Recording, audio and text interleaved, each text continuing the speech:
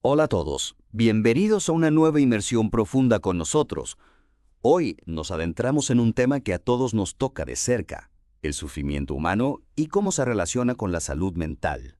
Un tema así, a veces un poco incómodo, ¿verdad? Pero sin duda nos afecta profundamente a todos. Totalmente.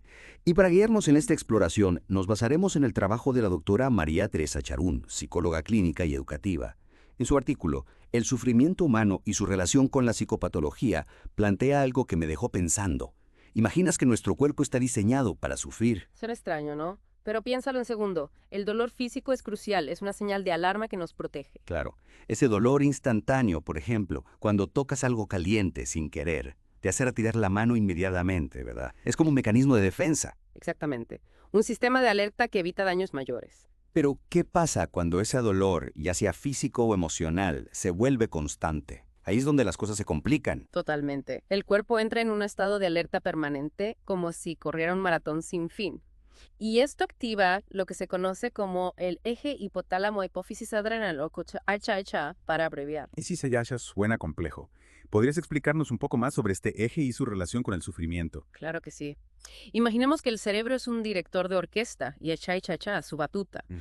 Cuando percibimos una amenaza, el hipotálamo, nuestro director, envía una señal a la glándula pituitaria Ah, y esta a su vez activa las glándulas suprarrenales. ya veo. Estas glándulas entonces liberan cortisol, la famosa hormona del estrés. Cortisol, esa que siempre mencionan cuando hablamos de estrés. Exactamente. En pequeñas dosis nos ayuda a enfrentar los desafíos, pero cuando el estrés es crónico, los niveles de cortisol se disparan y ahí empiezan los problemas. Es como si el director de orquesta se volviera loco y la música se convirtiera en un ruido insoportable. Muy buena analogía. Y este exceso de cortisol afecta principalmente a tres áreas clave del cerebro: el hipocampo, la amígdala y la corteza prefrontal. Suena importante.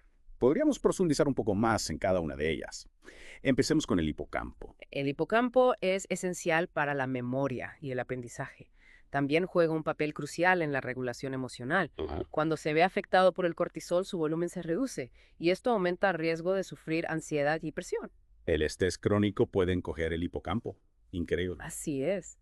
Imagina que el hipocampo es una biblioteca y el estrés, un incendio que destruye libros.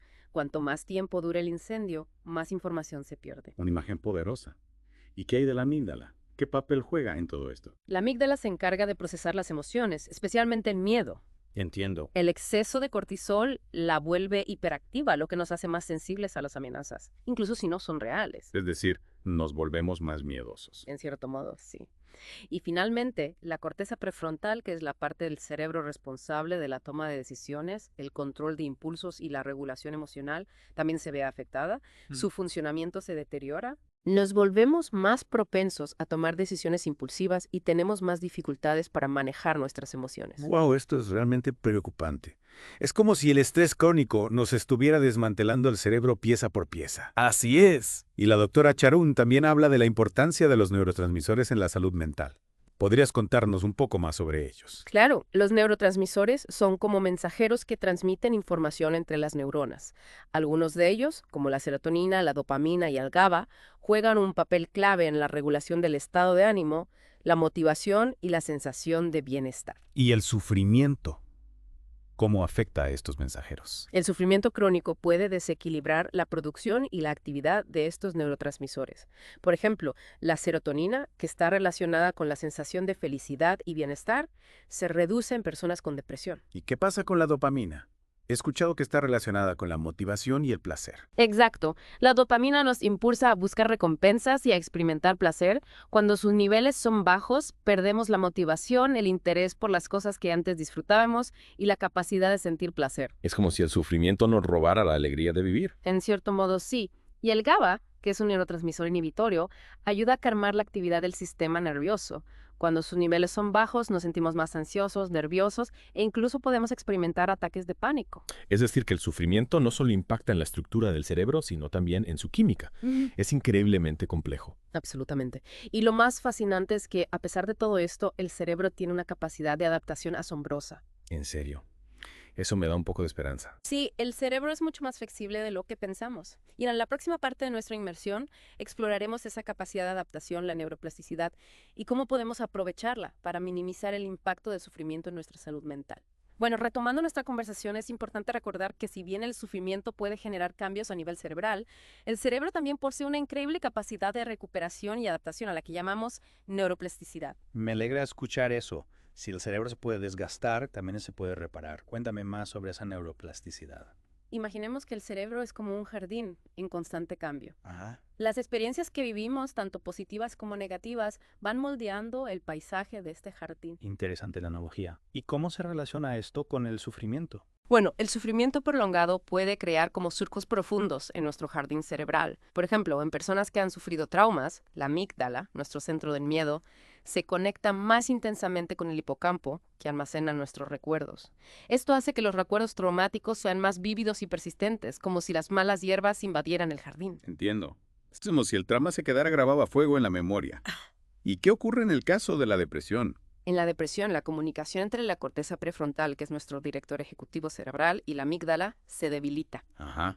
Esto dificulta la regulación emocional, como si el jardinero perdiera el control de las herramientas para cuidar el jardín. Es decir, que el sufrimiento no solo puede dañar nuestro jardín cerebral, sino que también puede dificultar su cuidado. Pero si el cerebro es tan adaptable, es posible revertir estos cambios. Podemos replantar nuestro jardín y hacerlo florecer de nuevo. Exactamente. La neuroplasticidad nos da esa posibilidad. Y la doctora Charón nos ofrece algunas estrategias para lograrlo. Me encantaría conocerlas. ¿Por dónde empezamos? En primer lugar, es fundamental fortalecer nuestro apoyo social. Rodearnos de personas que nos quieren y nos apoyan es como tener un equipo de jardineros que nos ayudan a cuidar de nuestro jardín. Tiene mucho sentido. Compartir nuestras cargas con otros nos hace más fuertes. Exacto. Y no solo se trata de pedir ayuda, sino también de ofrecerla.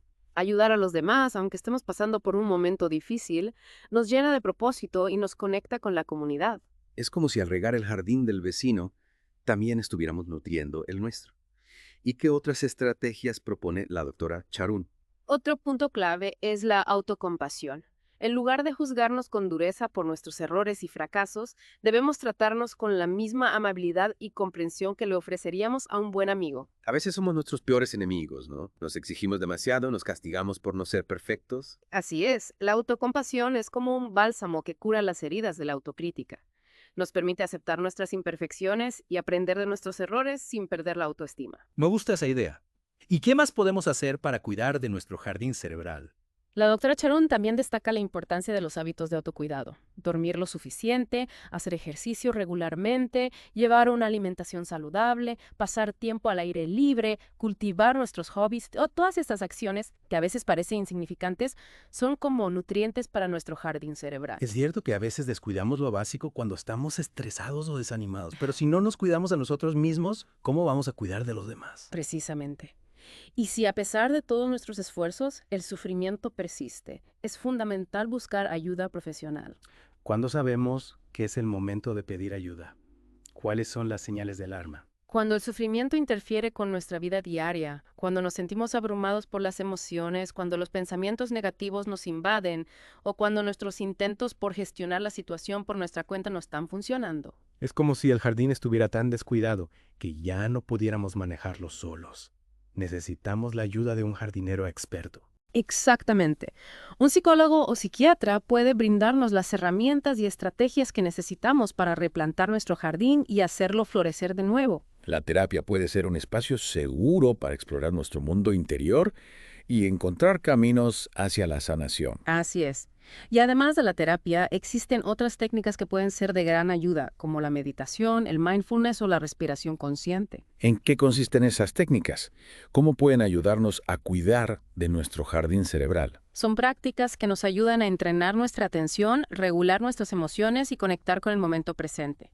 A través de la práctica regular podemos desarrollar una mayor conciencia de nuestros pensamientos, emociones y sensaciones corporales, lo que nos permite responder al sufrimiento de una manera más consciente y compasiva. Es como si aprendiéramos a observar nuestro jardín con mayor atención, a identificar las plantas que necesitan más cuidado y a utilizar las herramientas adecuadas para mantenerlo saludable. Exactamente. La neuroplasticidad nos permite modificar la forma en que nuestro cerebro responde al estrés y al sufrimiento.